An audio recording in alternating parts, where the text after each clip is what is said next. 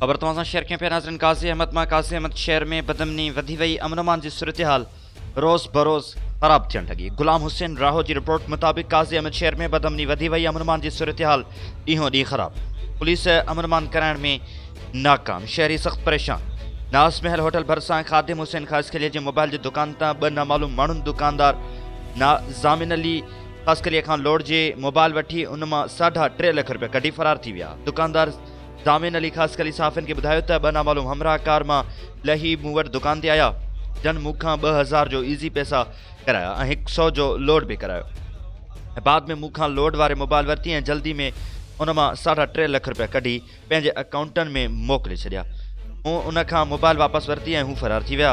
मूं जॾहिं mobile check कयो त उन में पैसा न हुआ।